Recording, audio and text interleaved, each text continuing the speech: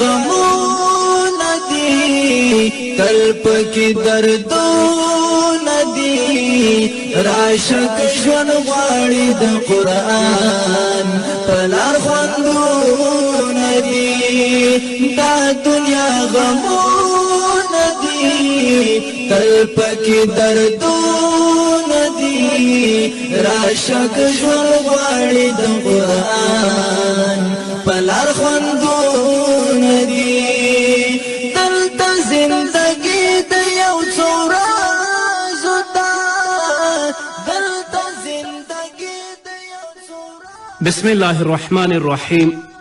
الحمد لله رب العالمين حمد الشاكرين. الصلاة والسلام على سيد الأنبياء والمرسلين سيدنا ونبينا وشفيعنا ومولانا محمد وعلى آله وأصحابه الطيبين الطاهرين. قدرمنو اوریدونکو د ژوند د لارې د خپرونې مینوالو السلام علیکم ورحمة الله وبرکاته. ستاسو روغتیا او خوشحالي د پاک رب نه غواړم په دې هیله چې د صحت او عافیت جامې پر تن ولرئ او خوشحالي مو په برخه وي.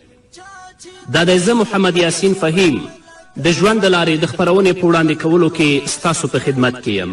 زموږ د نن ورځې د خپرونې موضوع بیا هم جنت ته د تلو لارې. درنو اوریدونکو، په اخلاص سره د توحید شاهدي ورکول هغه څه دي چې موږ ته د جنت لار آسانوي. ځکه نو حضرت معاذ بن جبل رضی الله تعالی عنه د نبی کریم صلی الله علیه وسلم نه روایت کوي چې نبی کریم صلی الله علیه وسلم وفرمایل من قال لا اله الا الله خالصا من قلبه دخل الجنه. څوک چې د زړه اخلاصه د دې خبرې شاهدي ووایي چې له الله تعالی پرته بل ریښتینی معبود نشته هغه جنت ته داخلیږي. د زړه له اخلاصه د توحید ګواهي او شاهدي ورکول په دې معنا چې هغه باید له هر ډول دوکې او شهرت غوښتنې څخه پاک او د زړه په یقین سره وي. که یو سړی په پاک زړه سره او په پوره یقین سره ووایي چې لا اله الا الله د توحید شاهدي ورکړي الله رب العزت به دا جنت ته داخلوي. په دې حدیث کې محمد رسول الله صلی الله علیه وسلم د قلب او د زړه یادونه وکړه، ځکه چې زړه د ټولو کارونو د ارزښت معیار دی. لکه څنګه چې د بخاري او د مسلم حدیث دی، نبی کریم صلی الله علیه وسلم فرمایي الا وان فی الجسد مضغة اذا صلحت صلح الجسد كله واذا فسدت فسد الجسد كله الا وهي القلب. خبر اوسئ، په بدن کې یوه ټوټه غوښه ده، که هغه روغه وه ټول بدن به روغ وي، او که هغه روغه نه وه نو ټول بدن به فاسد کړي. خبر اوسئ هغه زړه او هغه قلب دی. ډیری کسان داسې دي چې هغوی به لا اله الا الله وایي، لکن سره د دې به بیا هم جهنم ته داخلیږي، ځکه چې د هغو دا وینا د زړه د اخلاصه او په پوره یقین سره نه ده. نو ځکه رسول الله صلی الله علیه وسلم فرمایي خالصا من قلبه دخل الجنه. نو هر څوک چې د زړه د اخلاصه د توحید کلمه ووایي، ورته پکار ده چې د الله تعالی اوامر پر ځای کړي او له نواهیو څخه ځان وژغوري، معبود د رضا په لټه کې اوسي. څوک چې د لا اله الا الله کلمه وایي نو په کومو څیزونو باندې چې زموږ رب موږ ته امر کړی باید هغه عملي کړي، او د کومو څیزونو نه چې زموږ رب موږ منع کړي یو د هغو نه ځان وساتي او تل لپاره د خپل رب او د خپل معبود د رضا په لټه کې اوسي. تاسو ته وایم درنو اوریدونکو، خویندو او ورونو، چې زما دا خبرې اورئ، زما د دې خبرو په اوریدو سره ډیر په اخلاص سره په یقین سره ووایئ چې لا اله الا الله محمد رسول الله. امید شته چې الله رب العزت به تاسو په دغې وینا باندې جنت ته داخل کړي او الله به مو د جهنم نه وساتي. انسان باید هغه کارونه ترسره کړي چې په هغې سره د الله تعالی د عبودیت او بندگی حق ادا کیږي. نو په همدې ډول اخلاص دوزخ ته د تلو اسباب له منځه وړي. که ستا په هر کار کې او په هر عبادت کې اخلاص وي نو الله رب العزت به د اخلاص په وسیله او په واسطه باندې تا د جهنم نه وساتي. الله به تا جنت ته داخل کړي. ځکه نو که یو څوک چې لا اله الا الله وایي او بیا هم دوزخ ته ځي نو د دې وجه به شاید دا وي چې دغه کلمه یې په اخلاص سره نه وي ویلې. او یا دا چې د لا اله الا الله کلمه وایي خو د دې ترڅنګ د شرک په کم ډول کې به اخته وي. ځکه شرک په دې امت کې د میږي له تک او د میږي له حرکت څخه هم ډیر پټ دی او ډیر زره د انسان په عملونو، نیتونو او د زړه او غړو په کارونو کې اغیزه کوي او هغه ترې خبریږي هم نه چې ګواکې شرک یې کړی دی او دا داسې یو خبره ده چې ټول مسلمانان پرې باید فکر وکړي. ته بلا خبر نه وي خو لاکن د شرک مرتکب به شوی وي. الله رب العزت دې موږ د شرک خفي او د جلي نه وساتي. الله رب العزت دې موږ ته زموږ په ټولو عملونو کې اخلاص نصیب کړي تر څو په دې اخلاص باندې الله موږ د جهنم نه وساتي او الله موږ جنت ته داخل کړي. امام احمد رحمه الله په خپل مسند کې د حضرت ابي موسی اشعري رضی الله تعالی عنه په روایت سره یو حدیث را نقل کړی. ابي موسی اشعري رضی الله تعالی عنه فرمایي چې نبی کریم صلی الله علیه وسلم یوه ورځ په خطبه کې وفرمایل ای خلکو له پټ شرک څخه ځان وژغورئ ځکه دا د میږي له تک او د میږي له حرکت څخه هم ډیر پټ دی. یو چا د نبی کریم صلی الله علیه وسلم نه پوښتنه وکړه چې ای د الله رسوله دا چې پټ شرک د میږي د پښو له ترپا څخه هم ډیر پټ دی نو موږ ترې څنګه ځان بچ کړو، څنګه ترې ځان وژغورو؟ محمد رسول الله صلی الله علیه وسلم ورته وفرمیل دا دعا ووایئ اللهم انا نعوذ بك من ان نشرك بك شيئا نعلمه ونستغفرك لما لا نعلم. ای زموږ پروردګاره موږ په تا سره له دې خبرې نه پناه غواړو چې له تا سره څه شی شریک کړو هغه چې موږ پرې پوهیږو او د هغه شرک په اړه هم درنه بخښنه غواړو چې موږ پرې نه پوهیږو. نو دا دعا باید زموږ هر رور او هرې خور او هرې میندې ته یاده وي چې د هر لمانځه وروسته دا دعا ولولي تر څو چې الله رب العزت موږ د هغه پټ شرک نه وساتي. دا دعا اللهم انا نعوذ بك من ان نشرك بك شيئا نعلمه ونستغفرك لما لا نعلم. ډیره ګرانه ده چې څوک دې له پټ شرک څخه په امن کې وي او د دې مثالونه ډیر زیات دي. لکه که یو څوک داسې څه خوښ کړي چې الله تعالی یې نه خوښوي یا داسې څه نه خوښوي چې الله تعالی یې خوښوي نو هیڅ شک نشته چې دا کار د الله رب العزت د محبت په توحید کې پر کموالي او زیان دلالت کوي. ځکه کله الله تعالی سره یې ریښتینې مینه درلودی نو هیڅ څوک به یې ورسره شریک نه باله او کله چې له الله تعالی سره مینه زیاته شي د خپلې خوښې شیان ورته بې ارزښته ښکاري یعنې د الله رب العزت خوښي ته ترجیح ورکوي او کله چې له الله تعالی سره مینه کمه شي نو خپلې خوښي ته پر الله رب العزت باندې ترجیح ورکوي. العیاذ بالله. فکر وکړئ که تاسو خپلې خوښي ته د الله رب العزت په خوښي باندې ترجیح ورکړئ نو تاسو به د الله د اوامرو نه سرغړونه نه یې کړې. اصلي مینه او اصلي صداقت دا دی چې موږ خپله خواهشات او مینې تر پښو لاندې کړو د الله رب العزت رضا او د الله رب العزت مینې ته ترجیح ورکړو. د الله رب العزت څخه د ویرې او هیلې همدا حال دی. کله چې یو بنده له خپل رب څخه په کامله توګه وډار شي هغه بیا له هیڅ چا څخه نه ډاریږي، د هیڅ چا څخه نه ویریږي. لکه څنګه چې الله رب العزت په خپل کلام کې په سورة احزاب کې 9 آیت کې فرمایي الذين يبلغون رسالات الله ويخشونه ولا يخشون احدا الا الله وكفى بالله حسيبا. دا د الله رب العزت کړنلاره ده د هغو خلکو لپاره چې د الله تعالی پیغامونه رسوي او د هماغه څخه ویریږي او له یو الله پرته له بل هیڅ چا څخه او د محاسبې لپاره همدا رب او همدا الله کافي دی. او کله چې له خپل رب څخه د بنده ویره کمه شي هغه بیا له هر چا څخه ویریږي.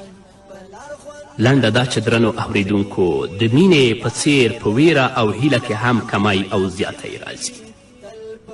نو راځئ چې په اخلاص سره د توحید شاهدي ورکړو، په یقین سره د توحید شاهدي ورکړو، تر څو د الله مینه او د الله رب العزت ویره زموږ په زړونو کې ځای ونیسي، نورې ویرې او نورې مینې زموږ د زړه نه ووځي او په دې اخلاص او په دې یقین سره الله موږ جنت ته داخل کړي. لکه څنګه چې محمد رسول الله فرمایي من قال لا اله الا الله خالصا من قلبه دخل الجنه. نو په اخلاص سره د توحید شاهدي ورکول هغه څه دي چې موږ ته د جنت لاره آسانوي. الله دې موږ ته اخلاص او یقین راکړي چې په اخلاص او په پوره یقین سره د توحید شاهدي ورکړو چې الله موږ د جهنم نه بچ کړي او جنت ته مو داخل کړي. د شرک دغه ډول چې شرک خفي دی داسې پیچلی دی چې هیڅوک ترې نشي بچ کیدی مګر دا چې الله تعالی یې ترې وساتي او له دې ټولو آفتونو څخه د نجات یوازینۍ لاره دا ده چې په هر عمل کې د الله تعالی لپاره اخلاص پیدا شي، چې په هر عمل کې د الله رب العزت لپاره اخلاص پیدا شه، په پوره یقین او په پوره اخلاص سره د الله لپاره عمل کوه، الله رب العزت به تا د دې شرک خفي نه هم وساتي. په ځان کې اخلاص پیدا کول ډیر ګران کار دی، خو کله چې انسان پر نیغه لار برابر شي او الله تعالی ته توجه وکړي نو الله تعالی مرسته کوي او دا کار الله رب العزت ورته آسانوي. نو راځئ درنو اوریدونکو ورونو او خویندو چې په خپلو عملونو کې اخلاص پیدا کړو. که موږ او تاسې منځونه کوو یا موږ او تاسو روجې نیسو یا د دې ترڅنګ صدقات ورکوو، زکات ورکوو، حج کوو، عمرې کوو، زموږ یوازینۍ موخه او زموږ یوازینی هدف د الله رب العزت رضا وي، اخلاص وي، تر څو په دې اخلاص سره الله رب العزت موږ د شرک خفي نه وساتي، د جهنم نه وساتي، الله مو جنت ته داخل کړي. د بخاري او د مسلم حدیث دی. راوی د حدیث حضرت عتبان بن مالک رضی الله تعالی عنه دی. هغه فرمایي چې محمد رسول الله صلی الله علیه وسلم وفرمایل څوک چې د الله رب العزت د رضا لپاره لا اله الا الله ووایي الله رب العزت پرې د دوزخ اور حراموي. څونه آسانه کار دی. په اخلاص سره په پوره یقین سره ووایه لا اله الا الله، الله به په تا باندې جهنم حرام کړي، الله به دې جنت ته داخل کړي. په رښتیا چې درنو اوریدونکو دا لوی فضیلت دی او الله تعالی ته دعا کوو چې موږ د دې فضیلت وړ وګرځوي او د دې فضیلت وړ موږ او تاسو هله ګرځو چې په خپلو عملونو کې اخلاص پیدا کړو. عملونه هم د الله لپاره وي چې کله عملونه زموږ د الله لپاره شو نو الله رب العزت به موږ ته د جنت د تلو لارې آسانه کړي، د جهنم لارې به الله رب العزت په موږ باندې بندې کړي، د جهنم اور به الله په موږ باندې حرام کړي. او که خدای مکړه زموږ په عملونو کې اخلاص نه وي، هغه د ریا او د سمعت او د ځان ښودنې لپاره ترسره شي نو بیا ډیره سخته ده چې الله رب العزت موږ ته د جنت لارې آسانه کړي. نو په توحید باندې شاهدي ورکول هغه څه دي چې الله موږ ته د جنت لارې پرې آسانه کوي. د الله رب العزت نه ځان لپاره، تاسو لپاره او د نړۍ ټولو مسلمانانو لپاره د اخلاص او د صداقت غوښتنه کوم. په همدې هیله درنو اوریدونکو نور به واورو خو د یوې دمې نه وروسته. حقیقت چې کوم زړونو کې مطلوب وي، شغل ځان لکه آفتاب هغه قلوب وي، هو مزه او نو مزه به غالب نشي، ریاکار به د مخلص مخکې مغلوب. درنو اوریدونکو بیا هم زموږ سلامونه او نیکې هیلې ومنئ. نبی کریم صلی الله علیه وسلم چې وایي څوک د الله رب العزت د رضا لپاره لا اله الا الله ووایي الله رب العزت پرې د دوزخ اور حراموي. نو د نبی کریم صلی الله علیه وسلم په دې وینا کې د لا اله الا الله ویلو هدف دا دی چې د کلمې ټول شرطونه هم باید ورسره موجود وي. دا نه چې صرف په خولې باندې لا اله الا الله ووایي او نور د حرات او د منکراتو او د ګناهونو او د فجایو مرتکب کیږو. په دې صورت کې د جهنم اور په موږ باندې الله نه حراموي. د دې مثال د محمد رسول الله صلی الله علیه وسلم دغه وینا ده چې رسول الله فرمایي الحج عرفه. نبی کریم صلی الله علیه وسلم فرمایي حج د عرفات پر میدان ودرېدلو ته وایي. خو له دې سره باید د حج نور ارکان او واجبات هم ادا شي. په همدې ډول څوک چې دغه کلمه ووایي چې لا اله الا الله او شرطونه او غوښتنې پوره کړي د دوزخ اور پرې حرام دی.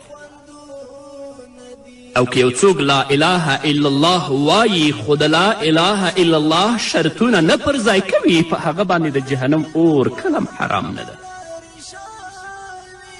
څوک چې د یو شي د ترلاسه کولو هیله کوي کار هم کوي ځکه هغه شی ورته ضرور ښکاري. همدا وجه ده چې د نبی کریم صلی الله علیه وسلم په دې وینا کې د هغه چا لپاره چې د الله رب العزت د رضا د ترلاسه کولو په نیت لا اله الا الله وایي عمل شرط بلل شوی دی.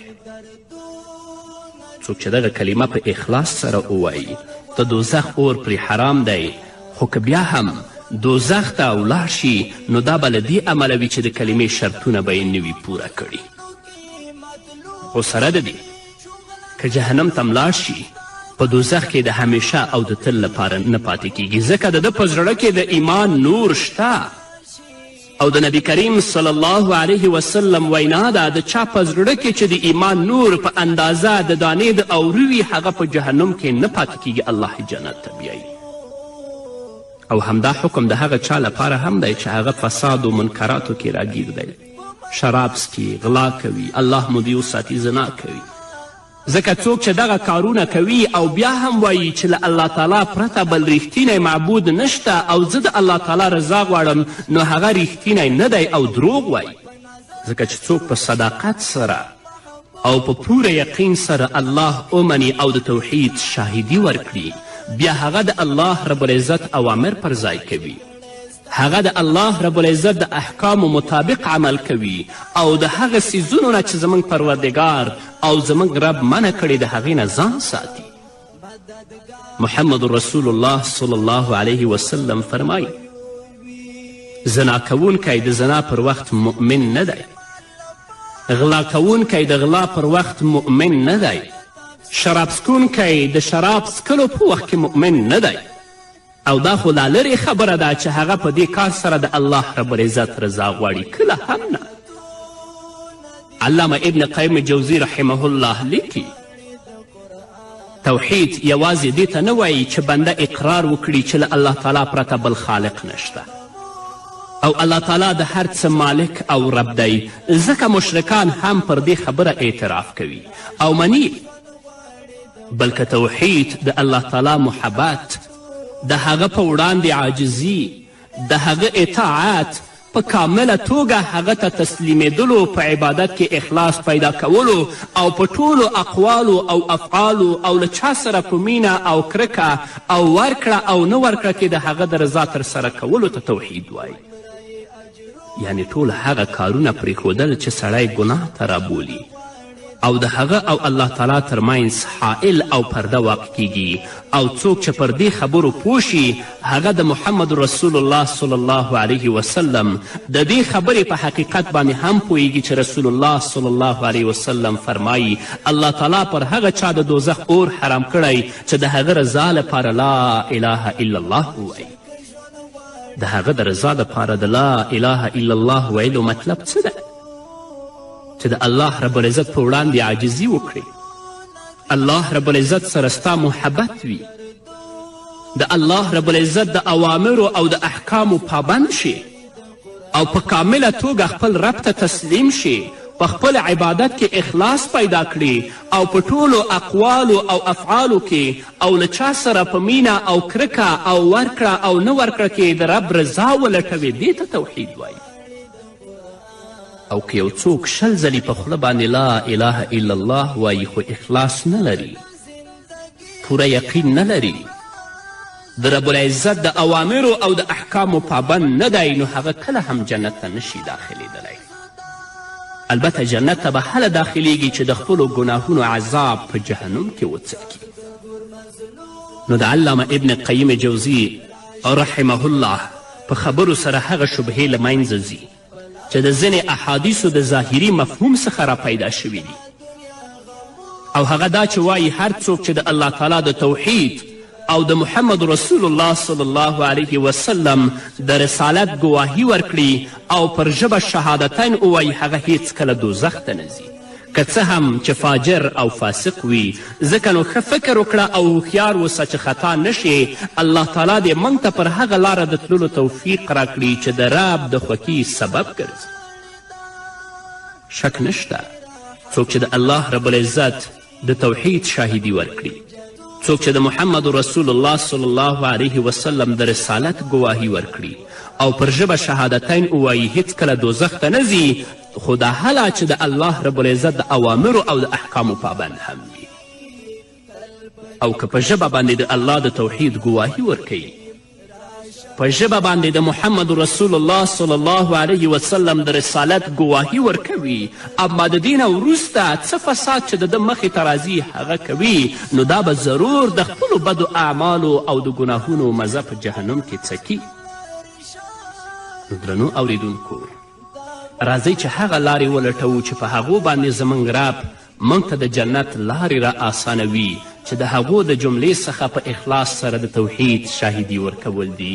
نو راځئ ټول په ډیر اخلاص سره، ټول په ډیرې مینې سره د توحید شاهدي ورکړئ، لا اله الا الله ووایئ، د محمد رسول الله د رسالت ګواهي ورکړئ، او د دې ترڅنګ د الله رب العزت د اوامرو او د احکامو پابند شئ، تر څو زموږ رب موږ او تاسو د جنت وړ وګرځوي او زموږ رب موږ او تاسو د جهنم نه وساتي. په همدې هیله درنو اوریدونکو، نو ځان لپاره، تاسو لپاره او ټولو مسلمانانو لپاره د اخلاص غوښتنه کوم. دا وه زموږ د نن ورځې خپرونه چې ستاسو درانه حضور ته وړاندې شوه. تر بلې خپرونې پورې چې زه بیا هم ستاسو درانه حضور ته راځم، تاسو ټول په لوی رب سپارم. پاتې ژوندم نیکمرغه، ښاد، بریالي او کامیابه اوسئ. دا دنیا غمونه دي، تل پکې دردونه دي، راشد ژوند غواړي د قرآن په لار خوندونه دي. دا دنیا غمونه دي، تل پکې دردونه دي، راشد ژوند غواړي د قرآن په لار خوندونه دي. دلته زنده